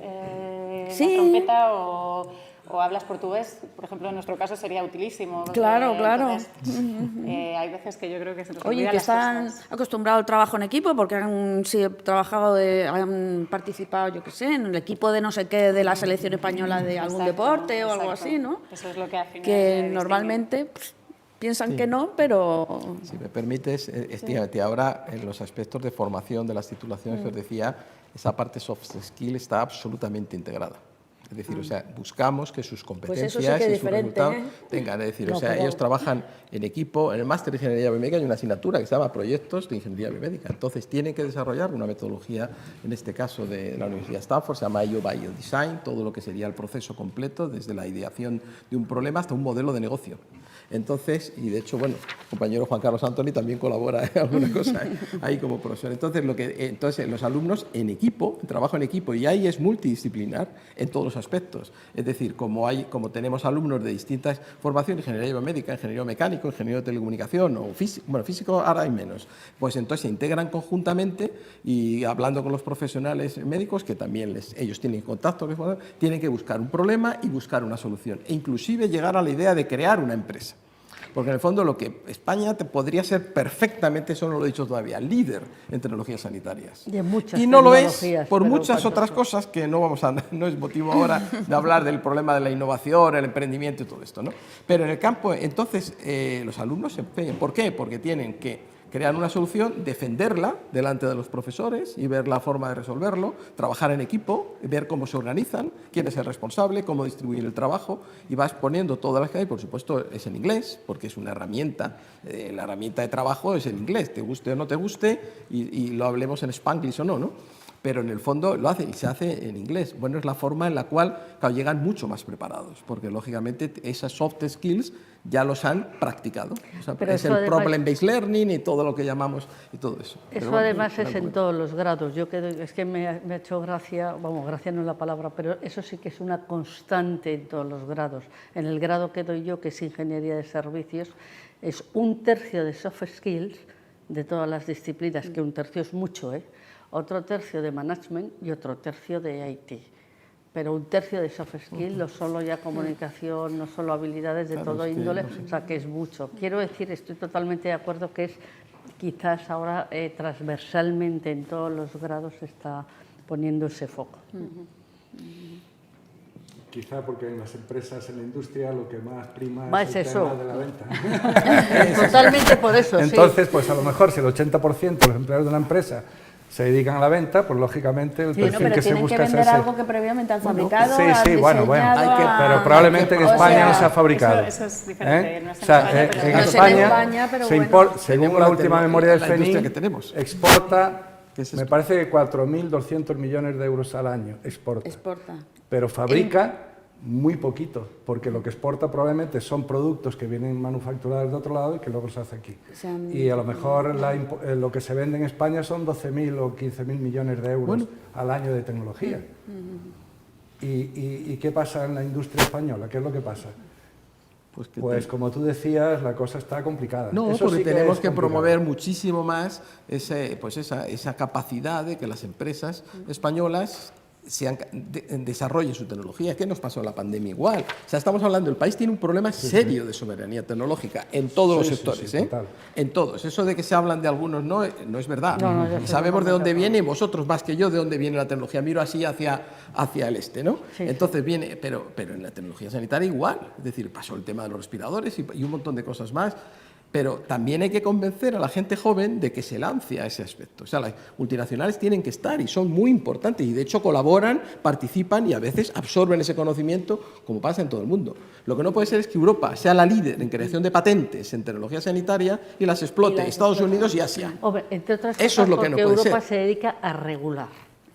O sea, hay un dicho por ahí, que claro, es que crear una empresa aquí no es lo mismo que en Estados Unidos. Pero Europa, hay un dicho que dice que América investiga, Europa regula y Asia copia.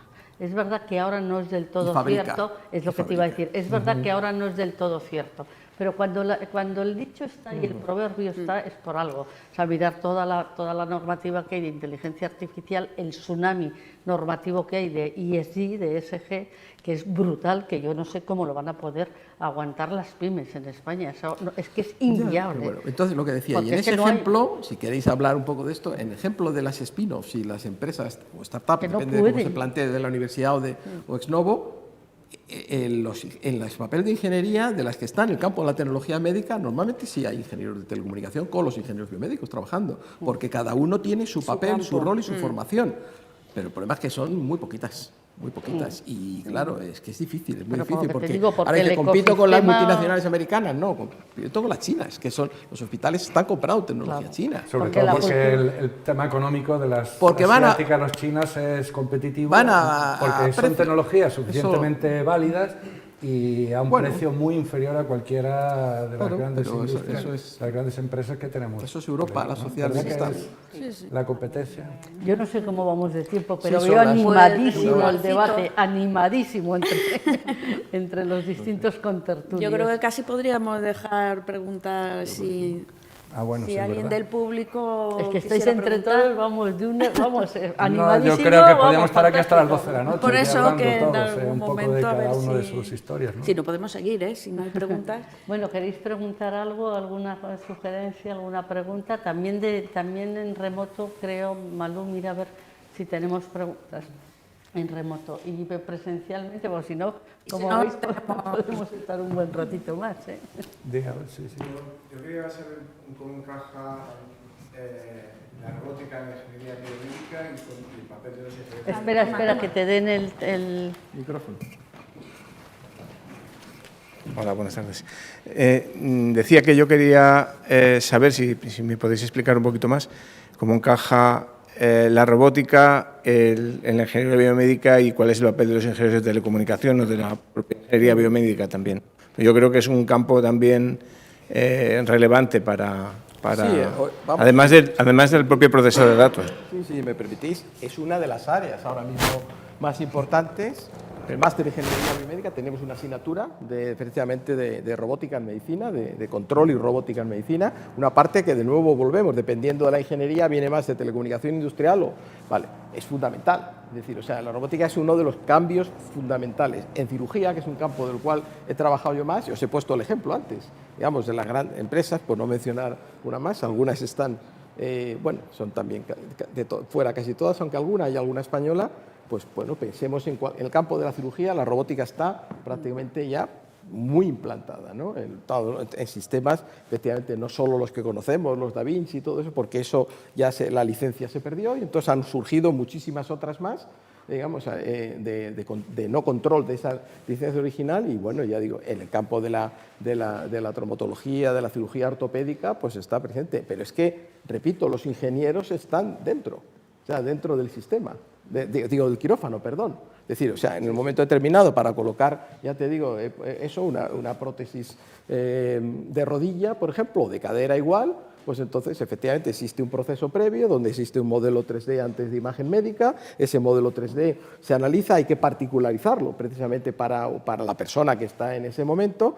Toda esa personalización, en inglés el customization, lo está haciendo un ingeniero, lo está haciendo con el cirujano, en este caso ortopédico, traumatólogo.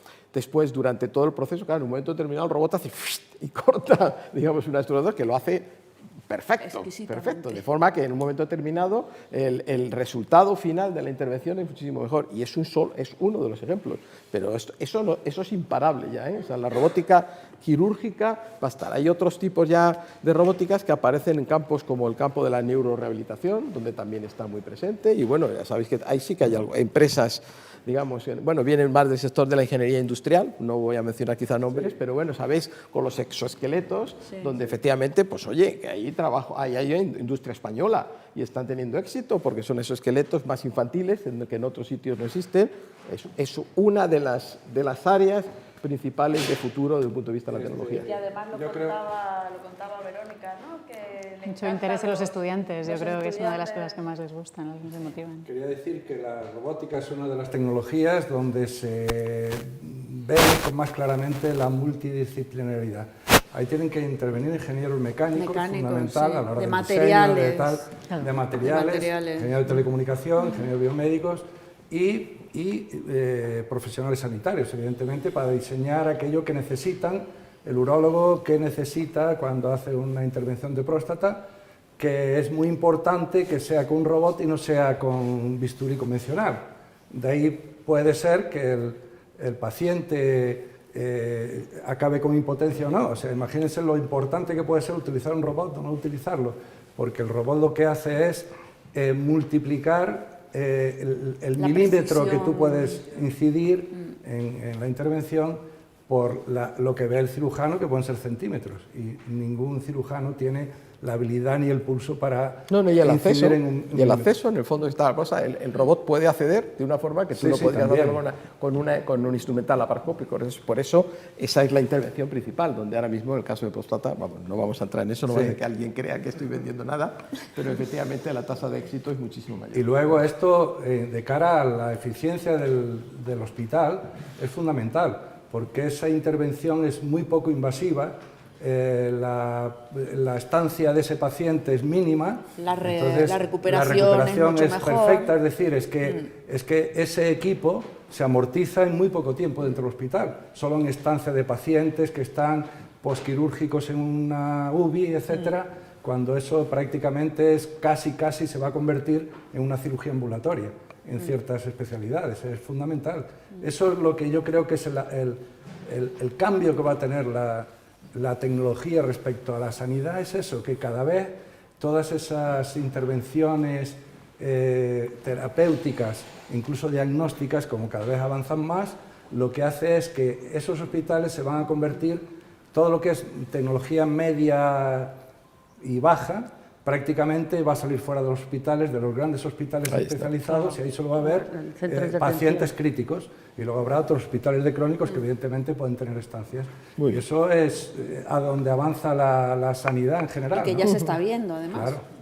Sí, es lo del que se llama el cuidado, digamos, esa continuidad asistencial que también llevamos décadas hablando de ella y hoy es una realidad. O sea, el concepto de hospital sin paredes y el hospital líquido, todo eso tiene que ver eso, porque el hospital, o sea, esto va a cambiar. O sea, los hospitales que hoy vemos van a cambiar y en menos de 4 o 5 años. De nuevo, eso sí, la ingeniería es imposible hacerlo. En el fondo ya lo hemos hablado antes. O sea, llevamos, fíjate, nuestro grupo, aquí está este señor que hacíamos proyectos de telemedicina a principios de los años 90. Correcto, los años 90. El primer proyecto europeo que hicimos, nuestro grupo, casi antes de conocerte, pues fue el primer proyecto europeo en telemedicina en el año 89, con Paco del Pozo, con Carlos Hernández, Salvador, efectivamente, y José Luis Monteagudo, ¿no? Entonces, España fue líder en telemedicina junto con Italia. Claro, a finales de los 80, principios de los 90, no había mucho todavía. ¿Y después qué pasa? Pues bueno, ¿cuál es el éxito? Esto, las telecomunicaciones han permitido que eso haya dado un cambio radical. En vez de ir con un floppy disk, lo hacíamos de otra forma. Vale, eso es un primer planteamiento. Pero eso hace que en el fondo el concepto de sanidad cambie por completo. Y entonces, por supuesto, la televisión. ¿Cuál fue el siguiente gran cambio? Pues que en 6 meses cambió lo que no habíamos conseguido en 25 años. ¿Cuándo? En el 2020. Sí, la pandemia. En 6 meses sí, pero eso hubo pasó... que hacer que el propio, la OMC, el organismo médico colegial, que no aceptaba la telemedicina como un acto médico, creo que fue en marzo me parece, dice, la telemedicina es un acto, y cambia radicalmente en Chile. En ese momento cambia el paso, y en 6 meses esto dispara. Bueno, ya veis, las ventas, una empresa, empresa americana, no voy a decir su nombre, es que triplica su facturación. Entonces eso cambia radicalmente, y es un éxito la telemedicina, pero ahí vuelvo a lo mismo. La ingeniería de telecomunicación tuvo un papel clave y no lo tiene solo porque te proporciona la tecnología para hacerlo, sino porque está ahí dando el servicio, digamos, detrás, ¿no? Entonces, eso es así. Es la piedra angular. La salud digital hoy se entiende de esa forma, es decir, en el fondo todos tenemos ya por ti una edad, tienes enfermedades crónicas y llevamos nuestras pulseritas y vemos la capacidad de que tú seas responsable de tu enfermedad, de que seas capaz de controlar. El médico tiene que tener un papel ahí dentro de eso y tienes un algoritmo que analiza tus datos y pues, bueno, como todos los algoritmos cada vez se basan menos en las técnicas clásicas de procesamiento, digamos, de señal. En el fondo metemos 1000 datos y el ChatGPT nos hace el trabajo, ¿no? Es una realidad, ¿no? Con lo cual, lo que hay que manejar es bien esas herramientas, ¿no? Y que los ingenieros se formen bien en utilizarlas. Y en ser capaz de explicarlo, porque el médico va a pedir siempre explicación, que es una cosa que está pasando, ¿no? O sea, el problema de estas herramientas de inteligencia artificial es que como funciona como caja negra, pues la explicabilidad, ya sabéis, de la inteligencia artificial es cada vez más crítica. Porque si tú empiezas a tomar decisiones, sistemas de ayuda a la decisión basados en inteligencia artificial, el profesional médico necesita tener un poco de conocimiento. La broma es que ni los diseñadores de ChatGPT saben cómo funciona. Es así, no lo saben. Esto es como todo al principio. No, saben lo que hay dentro, pero no cómo funciona. Entonces, claro, tienes que explicar y proporcionarlo. Pero bueno, eso es otro reto donde habrá, de nuevo, ingeniero biomédico, ingeniero de telecomunicación, habrá muchas. A ver, alguna vamos a dejar a ver si tienen alguna pregunta. Si yo hablo macho, tú me cortas. Yo quería preguntar por el 5G, cómo va a impactar en todo este sector, qué previsión hay, cómo de lejos estamos de algunas cosas de las que se hablan, como por ejemplo las operaciones en remoto, acercar profesionales médicos a zonas remotas, rurales, etcétera. Si queréis, a ver, Enrique. Antes de ayer di una clase de 5G en salud, porque en el fondo la Escuela de Telecomunicación... No, yo tengo micrófono, ¿no? La Escuela de Telecomunicación tiene un curso de especialidad en 5G, ¿no? Que además está detrás otra empresa muy importante que conocéis, Qualcomm. Vale, entonces, a ver, yo no quiero ni tengo por qué ser especialista en 5G. Ya eso en el pasado supe más de esto, ahora sé lo justo.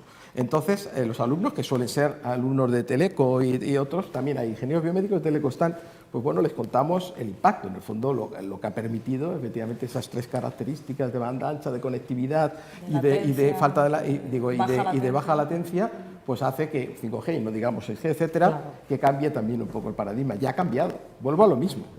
Perdona, como ingeniero de telecomunicaciones estamos muriendo de éxito, porque esto lo tenemos integrado. Es decir, si hacemos, yo tengo bastantes proyectos de salud digital y telemedicina, y esto es una herramienta. Este es el sistema de monitorización, de diagnóstico, de todo lo que tú quieras, ¿no?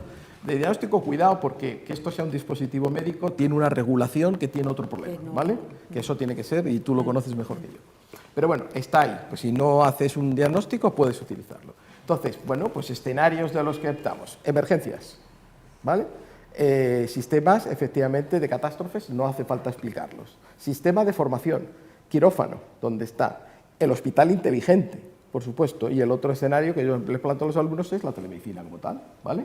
Entonces, cuando hablamos de la telecirugía, vuelvo a repetir, en un sistema robotizado como este que hemos hablado, Da Vinci, que esto también ya lleva su... Pues se hicieron pruebas ya diciendo, no, es que tenemos un sistema, a ver, telecirugía tiene su sistema robotizado en el otro lado, ¿no? Vale, más vale que haya alguien por allí también, ¿eh? Porque el robot también puede fallar y puede dejar. Y en ese momento, cuando pasa a cirugía abierta, más vale que haya alguien. Que eso bueno, si tienes un escenario, digamos, de militar, llamémosle, pues no hay otra, un escenario bélico, no hay otra solución. En el fondo, lo único que se hizo es decir, si tú tenías una consola aquí de un sistema, digamos, de cualquiera de estas casas comerciales donde está manejando como si fuera un joystick, y tienes en el otro lado los 4 brazos robotizados, pues en vez de tenerlo a 3 metros, ahora vamos a coger las telecomunicaciones y lo hago a 3.000 kilómetros. Vale, eso hoy se hace. O sea, lo que aparece en el Mobile World cuando ha aparecido, pues no es más que eso. ¿Cuál es la ventaja? Que lo estás haciendo con 5G. Claro. Porque evidentemente tú tienes un sistema maestro-esclavo, el cirujano no puede estar esperando a ver qué pasa, a ver el robot cómo va, porque se produce un sangrado y tiene que reaccionar en segundos, en décimas de segundo, y eso se facilita. Pero vamos, en telemedicina y el hospital inteligente cada vez es más real, ¿no? O sea, no sé, los ejemplos que les ponemos a los alumnos, tienes que entrar en una habitación y que en el fondo, pues, no tengas que estar preguntándote, ¿es el enfermero, la enfermera, es la médico, la matrona? Bueno, tú llegas y dices, y nada más entrar, doctor, fulanito, enfermera tal, y tienes un sistema automático, sistemas de apoyo, y en ese momento, ¿y dónde está ese médico? ¿Dónde está ese paciente? O sea, hay un montón de servicios integrados dentro de las redes, y la red 5G te permite todo eso. Además, permitidme que no es mi campo, con la inteligencia en red, que es donde realmente... O sea, que hay muchos, y ya digo, no sé, pensar que no pasen tragedias como el 11M o cosas de ese estilo. Dios mío, que no vuelva a ocurrir nada parecido, pero pensarlo, es decir, o sea, el mundo es muy distinto. Tú despliegas un montón de profesionales que tienen que estar, y la conectividad igual. Ahora el IoT médico, el IoTM, pues ¿cómo lo haces? Igual. Si es que todos los dispositivos tienen que estar conectados. Además, yo creo que entiendo, no es mi campo tanto, pero ya se resolvió bastante el problema de proteger, que no haya problemas de interferencias electromagnéticas con los equipos de monitorización. Eso yo creo que está bastante resuelto.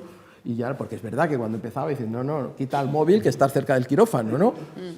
Ahora te piden que no lo hagas por educación y por seguridad un poco, pero eso no es una situación crítica. Los equipos puestos están protegidos ya para eso, y la tecnología también ha cambiado. O sea que, por supuesto, ese es otro gran éxito de la ingeniería de telecomunicación.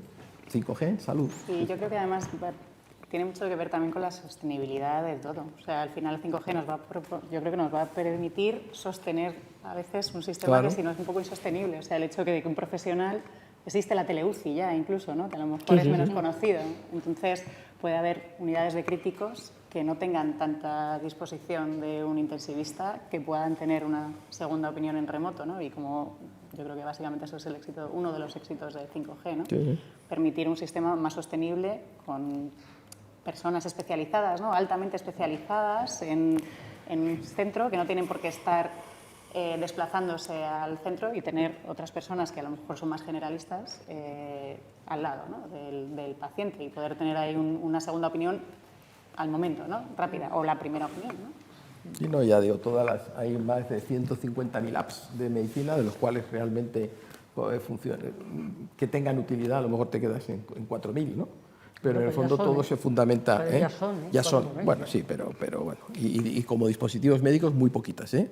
En el campo concreto, uno que trabaja yo mucho, que es el tema de sistemas de páncreas artificial, bueno, con telemedicina publicamos una de las primeras cosas, pues tiene que algunos equipos de esos tengan certificación de dispositivos médicos, estás hablando de 5. Es decir, o sea, depende. Pero en el fondo, ¿qué es? Un sistema que está utilizando. Es que estás desde el móvil, estás programando la bomba de insulina, estás registrando los datos del sensor continuo de glucosa. Es un cambio radical. Pero vuelvo a decir, yo creo que tenemos que estar como ingenieros de telecomunicación, que yo lo soy, orgullosos de lo que se ha podido hacer, porque sin eso no se podría, pero a veces eso la sociedad ya lo ignora. Lo da por hecho. Lo da por hecho. Lo da por hecho. Eso es lo normal. Y eso es lo que... normal. Y vuelvo a No repetir. debería de Yo darlo por hecho. he empezado con esa frase que traía aquí. Si habéis oído algún responsable político, Yo estoy de acuerdo contigo. tecnológico, de ingeniería, diciendo, sin la ingeniería de telecomunicación, el mundo habría colapsado. Pensadlo. ¿Lo habéis oído alguna vez? No, no. Yo no, ¿eh? Yo me quedé Vale. pasmada por no oírlo. Ya aparece el profesional y el ingeniero biomédico, el responsable en tecnología médica, que José Carlos lo es, aunque sea. O sea, me refiero. Pero no baja al siguiente nivel, diciendo, ¿pero cómo haríamos telemedicina sin esa? Pues tendría que plantearse. Pero claro, cuando tú ya lo das todo resuelto, pues lo que llamo morir de éxito, ¿no? Y de luego la informática y la inteligencia artificial han sido mucho más astutos en eso. Sí, eso es todo. No sé si es correcto lo que estoy diciendo, Una pero pregunta está grabando, que ¿no? tienes ahí, Malu. Ahí esta mujer la conoce. A ver cómo lo planteo. A mí me encanta el mensaje de todo lo que se está haciendo y todo lo que se está desarrollando. Pero mi pregunta es cómo llega todo esto a la vida real. Porque en el entorno académico, en el mobile, en los laboratorios de I+D, todo esto que estáis contando está al orden del día. Pero en mi consultorio médico la consulta, la llamada telefónica, que no es telemedicina, se está extinguiendo. Seguimos oyendo hablar de la interoperabilidad de la historia clínica entre comunidades autónomas. El hospital líquido o la gestión remota de pacientes sería maravillosa, pero no pasamos del piloto. Entonces, volviendo a lo que has dicho, Enrique, de que la transformación digital es mucho más que implantar tecnología. Exactamente. ¿Cómo veis la transformación digital del sector sanitario en España? Es que eso... Pues tienes toda la razón. Es decir, que hablamos aquí, los que un poco estamos metidos en el meollo de la tecnología médica, de avances impresionantes y que se están empezando a aplicar y que a lo mejor hace 5 años ni se nos lo imaginábamos. ¿Qué ocurre? Que el sistema sanitario va por otro lado. Es decir, hay tanta necesidad en tantas cosas que solo hay ciertos hospitales con ciertos especialistas que son capaces de ir aplicando esto que estamos hablando. Luego el centro de salud de tu barrio, pues resulta que el médico de cabecera pues apenas le funciona el ordenador y cuando tiene algún problema pues para comunicarse con el hospital porque es atención primaria. Hombre, hay experiencias que sí van mejorando. O sea, yo, por ejemplo, allí en Tenerife estábamos haciendo proyectos desde la atención primaria con un retinógrafo normal y corriente, con pacientes con sospecha de problemas de retinitis, pues mandar las imágenes al hospital y hay un sistema de inteligencia artificial que va seleccionando de los 2.000 que llegan, pues a lo mejor los que medianamente pueden ser patológicos son 20 y el oftalmólogo, que si tuviera que ver a los 2.000 pacientes sería imposible, pues solo analiza esos. También en dermatología se están haciendo avances, es decir, hay avances y se están desarrollando, pero el sistema sanitario universal para todo el mundo pues no tiene recursos suficientes para atender a lo mejor la atención primaria, que es por donde había que empezar. Pero los avances de los que hablamos y la lista de cosas que se están haciendo sí se están desarrollando y se están aplicando en muchos sitios. Bueno, muchos, en bastantes sitios. Que nosotros, pacientes del día a día, los veamos, pues cuando probablemente tengamos un problema grave, pues a lo mejor sí nos repercute, pero en el día a día, lo que es atención primaria, lo que son los centros de salud, pues es difícil de entender, como tú dices, de que no seas capaz ni de hacer una cita a veces por problemas pues bueno, del sistema, de organización, de falta de recursos, de falta de personal. Es así, es la realidad. Yo también quería decir que, bueno, se hace mucha investigación, hay dinero, por supuesto, mucho más que haría falta, y sí, muchas veces queda todo en el momento en la fase de piloto. Pero todo eso está documentado, están registrados, y cuando resulta que, desgraciadamente, pasa un caso como el que tuvimos en el 20, pues sí se tiró de archivos de casos que se habían, de proyectos que habían estado pues, de rehabilitación posinfarto, de vigilancia de EPOC, de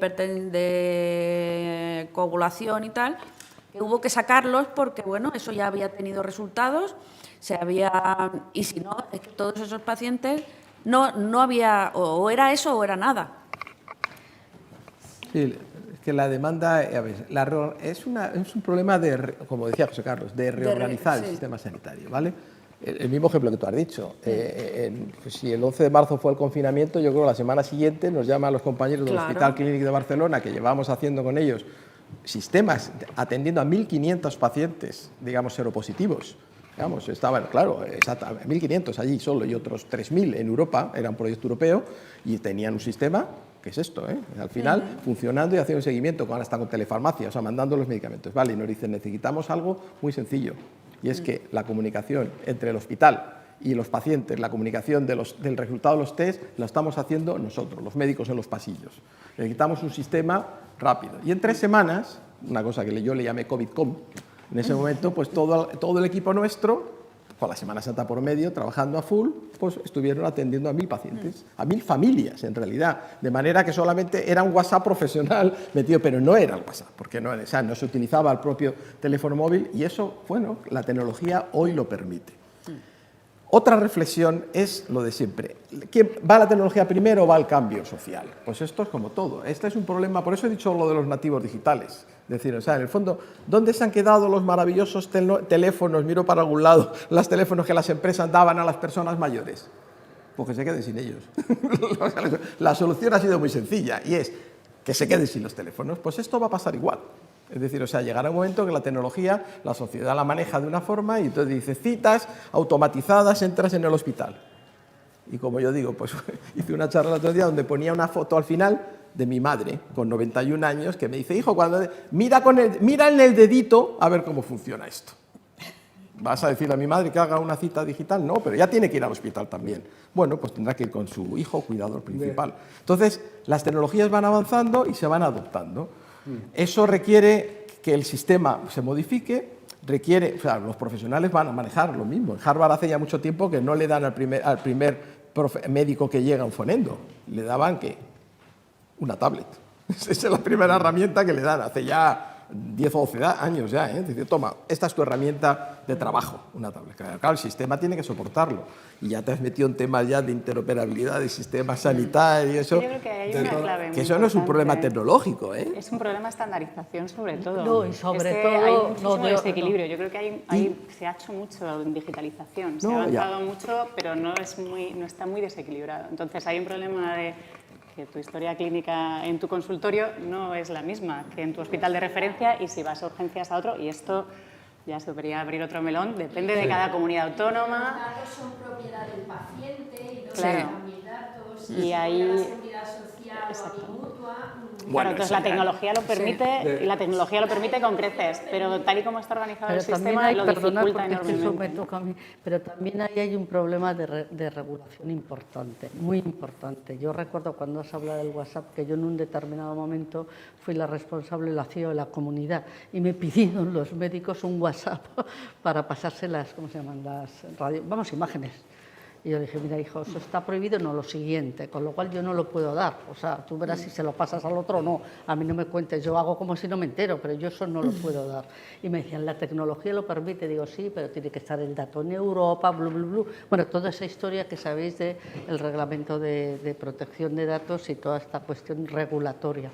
Entonces, aquí sí que es un tema más, yo creo que de organización y de regulación, que a veces está por hacerlo bien, porque quieres regular los datos pues para tener una protección, pero esa también es un arma de doble filo.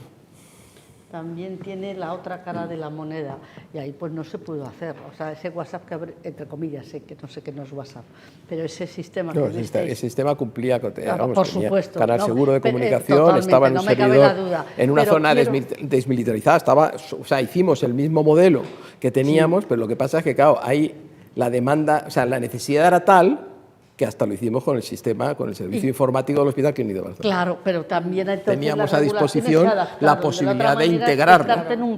Claro, o sea, leía datos, no ponía datos, porque ya sabéis que eso no, pero era capaz de estar integrado, era totalmente interoperable. No, pero quiero decirte, precisamente... Pero era un sistema de comunicación. Pero precisamente, Enrique, como había necesidad, digamos que las regulaciones no fueron tan... No digo mejores, no tan rígidas, no me estoy refiriendo que no fueran mejores o peores, sino tan rígidas. En cambio, de la otra manera te dicen, no, la ley no lo permite, pues mira, yo no puedo hacerlo. Y sin meternos en esto, que yo no quiero entrar en ese debate, pero sin meternos en este, que ese es un problemón. Ese es el problemón. La ley de contratos del sector público. A ver, José Carlos, que te veo con ganas de decir algo. Para no dejar en el ambiente tan pesimista respecto a la sanidad y a la llegada de las tecnologías a los pacientes, etcétera, yo tengo unos datos, por ejemplo, la Comunidad Autónoma Canaria. Hace 10 años pues había 6 resonancias magnéticas. Hoy hay 38. Había 2 aceleradores lineales, hoy hay 14. Había, bueno, no sé qué más decir, cosas así, ¿no? Es decir, que tampoco hay que ser demasiado pesimistas. La tecnología va avanzando y va llegando a los hospitales.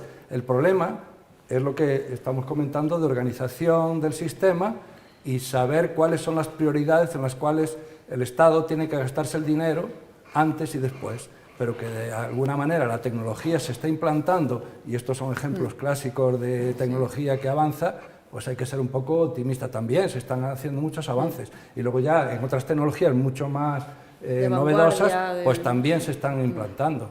Un poco por no dejar esto así en plan pesimista total, de que llevamos aquí 2 horas hablando sobre la innovación y la tecnología y resulta que eso no sirve para nada porque no se está implantando en ningún lado, ¿no? A mí se me ocurre una pregunta que me llama... Hay una mano levantada ahí. Sí. Bueno, pero esta la juntamos con esta, si queréis. ¿No creéis, y no la contestéis ahora, luego cuando... ¿No creéis que si en los órganos de toma de decisiones hubiera más tecnólogos, quizás a lo mejor esas cuestiones de organización se tomarían en consideración? Y ya que la contesten las dos a la vez. Por supuesto que sí. No, pero... No, vamos, el comentario que quería hacer era en línea con él, y es que, o sea, otra cosa no habrá, pero tecnología que se está aplicando ahora mismo en el sector sanitario es enorme y muchísima. Claro, lo que pasa es que el sector es muy grande, pero vamos, si empiezas a poner ejemplos, la mitad de las imágenes médicas se utilizan con software, se analizan con software, los diabéticos infantiles en muchísimos sitios de España ya se tratan con dispositivos, tienes la receta electrónica, o sea, cientos y cientos de ejemplos de tecnología. Lo que pasa es que el sector es muy grande y no abarca a todos. Pero vamos, yo al revés creo que es muy positivo, además que siempre han dicho que fundamentalmente España ha sido un país muy pionero en el uso de estas tecnologías, y yo creo que vamos, que es un aspecto muy positivo. Se están utilizando muchísima tecnología ya y por el bien del paciente. Sí. A ver, por Dios, que yo no estoy cuestionando la tecnología, que yo estoy cuestionando la burocracia y cómo se nos llevamos la vida. Yo también. Pero no solo en este ámbito, en muchísimos otros ámbitos. Es decir, la sociedad es como es y... Este es el que más me duele. Ya, claro. Porque nos pilla a todos. Bueno, y ella, tú eres médico, ¿no? ¿O eres... No, yo soy ingeniero. Digo, a lo mejor es que tú provienes de ese ámbito. Yo sigo alguna de Por eso. Yo te conozco de algo. Bueno, y eso, si estuvieran somos jóvenes, en los órganos de decisión más tecnólogos, ¿creéis que estas cuestiones, no digo que se resolvieran, pero por lo menos que se mitigarían? Pues claro, cuando ya le llega el de arriba, ya le llega con el teléfono escacharrado, nunca mejor dicho. Hombre, el tecnólogo no político, vamos a decir así, tendría mucho que decir. El problema es que hay muchos que juegan a ser tecnólogos, que son políticos y bueno, y luego llega y que se pelean, por ejemplo, entre Tenerife y Gran Canaria, a ver dónde se va a hacer el ciclotrón que se va a montar. Y llevan no sé cuánto tiempo, ya estaba casi montado en un sitio, luego se paró por un problema tal, no sé qué, y ahora... Eso, seguramente habrá algún tecnólogo que esté diciendo algo, pero ¿qué prima? Pues no sé, probablemente quién es el que a lo mejor La foto. La foto. La foto. Es decir, pues eso es lo que hay. Entonces sí, si hubiera tecnólogos de verdad, o sea, tecnólogos independientes en muchas decisiones también. Y no solo tecnólogos de ingeniería, sino cuando hablo de tecnólogos se refiere a gente que sepa organizar sistemas. Eso es. Sistemas sanitarios, es decir, lo fundamental. Es decir, darle prioridad a los temas. En un hospital, ¿por qué un servicio que pide lo que quiere se le da y otro porque no protesta y el jefe es tranquilito y no arma un follón, no le dan ningún equipo en el plan de necesidad de este año? Sobre eso se podría hablar mucho también, es decir, que en general pues hay estos problemas, ¿no?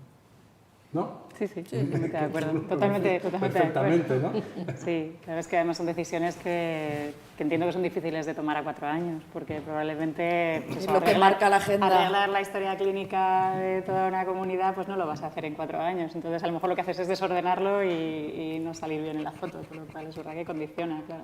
Estoy de acuerdo. ¿Más preguntas? Uy, se están animando. No, si vosotros estáis de un animado. Esto no duraba 1 hora. No, estáis de un animado entre vosotros mismos. Mi pregunta es si no falta aquí más colaboración público-privada. Porque en otros sectores, por ejemplo, las telecomunicaciones, es un ejemplo donde la Administración regula, sabe gestionar, pero las inversiones las han hecho la empresa privada, bueno, organizaciones privadas y demás. Otros sectores, por ejemplo, mi hijo, bueno, hizo caminos y en economía una cosa que hablaban era colaboración público-privada.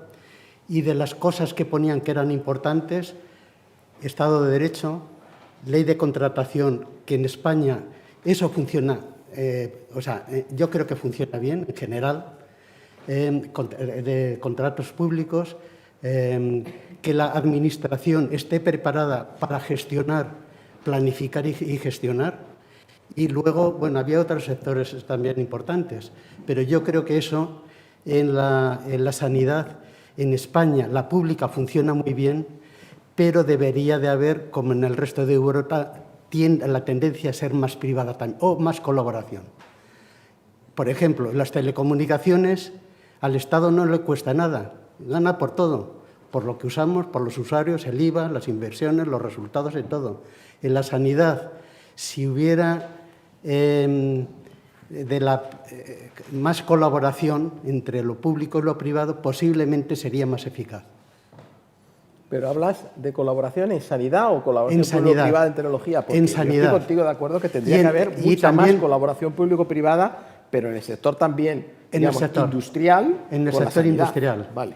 Yo he trabajado en el sector industrial y, por ejemplo, pues el hacer proyectos, los proyectos, yo he trabajado haciendo proyectos, por ejemplo, pues para el 112 los bomberos de Madrid. Entonces, son cosas que normalmente lo hace la industria privada. Normalmente los hospitales no están tanto preparados para desarrollar proyectos, ¿no? Y entonces, yo creo que falta eso y en España en estos momentos, más colaboración público-privada. ¿En sanidad te refieres? En sanidad. Sí, totalmente de acuerdo contigo. Has levantado ahí una situación complicadísima. Es decir, yo no sé a cuánto, en Madrid ya no sé cuánto hay, me parece que ya, no sé si el 40% de la población en Madrid, creo que no vi la otra vez la cifra, ya tiene un seguro privado. Sí. Fíjate, la pregunta es... pero no está bien regulado. No, que va. Pero esa colaboración tiene, me parece, como... Voy a utilizar una palabra que me ha gustado, Verónica, muchas aristas políticas. Ese es el problema. Hombre, es que tú planteas eso... Ese es el problema. Vamos a ver, si llegó ahora no se puede hablar. Te pongo otro ejemplo. A mí me parece... Vamos, la sanidad pública a muerte. Igual que la educación pública, igual. Creo que tengo que defender. Ahora, ¿la gente sabe lo que cuesta la sanidad pública? No. ¿A alguien se le ocurrió la idea de ser capaz de decir, bueno, yo hago un acto... digamos, hay cualquier acto médico y me dicen lo que cuesta. Recordad que hubo, no vamos a poner dónde. Bueno, la que se montó, pero vamos a ver, si tú vas a un servicio de urgencias porque te duele la oreja y no sabes lo que hay, tú vas, tienes todo el derecho, y cuando te vas te dicen, mire, esto ha costado 800 euros. Ah, bueno, pero es que te hace una intervención, esto ha costado 10.000 euros. Y tendría que ser. Bueno, eso no sé si lo vamos a ver. porque dices eso, y no te cuento ya de un copago o de un planteamiento de esto. Entonces dice, o sea, hay una serie de situaciones donde dicen, no, es que nosotros pagamos unos impuestos, que es verdad que pagamos muchos impuestos, y tenemos derecho a un sistema sanitario público, universal, equitativo, para cualquier sujeto, cualquier persona del mundo que venga aquí, en unas condiciones. Bueno, es lo que llama la solidaridad sanitaria, que en el mundo británico está más establecida. Yo aquí no la veo, no me la creo. O sea, ahora es verdad, dice, yo me voy a urgencias porque el sistema, digamos, de atención sanitaria también ha colapsado. La primaria ha colapsado, perdón. Es que es la verdad. Es que eso no está. Es que se han olvidado de la atención primaria en todas las comunidades. Esto no es un problema de Madrid, en las 17. Entonces, sí. ¿Vale? Entonces, claro que tendría que haberlo. Ya se plantea. De hecho, el mundo privado está organizándose para conseguir la interoperabilidad. Cuidado, que fíjate que hay business por debajo de medio, y se está planteando también hacia el público hacerlo. No sé si funcionará, porque en el fondo, y no digamos, mira, cuando pasó, o sea, hablemos de la pandemia, ¿cuántos hospitales compartieron sus datos? Es que... El primero que lo hizo fue un hospital privado, que no voy a decir su nombre. Y ese permitió hacer hasta... nosotros hicimos una investigación y hasta un proyecto europeo. Pasado, ¿por qué? Bueno, había un interés, lógicamente. Pero, repito, todavía hay hospitales que no comparten públicos sus datos. Entonces, claro, ¿cómo vas a hacer eso? Y no te cuento todos los aspectos de los data lakes sanitarios, de las comunidades y de todo. Es que esto es muy complicado. Vuelvo a repetir, tenemos que ser positivos, ¿no? Sí, pues sí, hay muchísima colaboración. Pero tiene que es un camino de mejora. Totalmente, sí, hay mucho margen de mejora. Totalmente de acuerdo contigo, pero además es que, si lo piensas un poco, tiene lógica que es bueno para el sistema sanitario. Si yo soy funcionario y puedo utilizar, no, utilizo el público, pero bueno, y tengo Muface y tengo una póliza privada, pues en principio podría plantear la idea, bueno, eso no se puede plantear, pero si tengo capacidad de mantener el sistema público y pagar una póliza privada, si yo voy a la póliza privada por mi cuenta y hago digamos, paso a ser yo mi médico en control de lo que fuera, yo estoy ahorrando un gasto al sistema público. Pero lo ideal es que esos datos estuvieran, bueno, la solución es que yo sea, como soy el responsable de mis datos, que yo sea el que todavía nosotros movemos nuestros datos. ¿Es así o no? No, pero hombre, tienes aquí tu tarjeta virtual de la Comunidad de Madrid y ahí ves parte de los datos que hay. O sea, que totalmente de acuerdo contigo, pero no sé cómo resolverlo. Bueno, no. A ver, eficiente, cuidado. Porque si estuviera aquí nuestro amigo Carlos Hernández Abad, te habría dado un repaso, pero comentario, es decir, frente a la parte pública a la privada. Concepto de eficiencia. Claro, cuidado. Ahora, es verdad que depende del parámetro que tú pongas. Por eso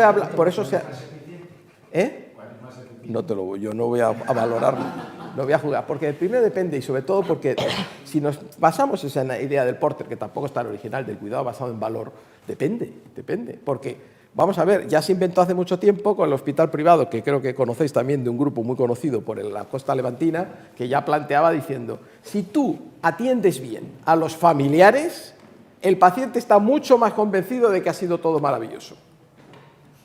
¿Sabéis? Es decir, o sea, la experiencia del paciente, es decir, tú atiendes bien a los familiares, aunque la intervención ha salido mal, no pasa nada. Esto que digo, cuidado, que estará grabado. Es una barbaridad, pero digo, no, eso no es así hoy, correcto. Pero en un momento determinado tú dices, tengo que dar una buena calidad del servicio que hay. Y esa calidad del servicio, el privado lo intenta hacer mejor, pero hay otros modelos. Cuidado, porque los recursos no son los mismos. Bueno, yo creo que sabes la respuesta igual que yo. A ver, tenéis mucho que hablar, sí, esto es que incentiva un debate, pero muy vivo. Pero ahora y como podría ser eterno, pues con una cervecita, con una cerveza seguro que... ya veréis como todavía... Hombre, claro, tenemos un pisco labis, así que, con lo cual, con unas cervecitas y un pinchito, vamos a estar debatiendo de lujo.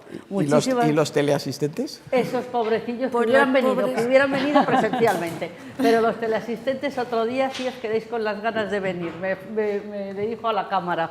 Y vosotros, muchísimas gracias. Primero, Victoria, también por tu moderación del debate, y a los tres ponentes por vuestras interesantísimas intervenciones, y desde luego el debate ha sido muy vivo, creedme que ha sido muy vivo y ha quedado la gente con muchas ganas, seguro.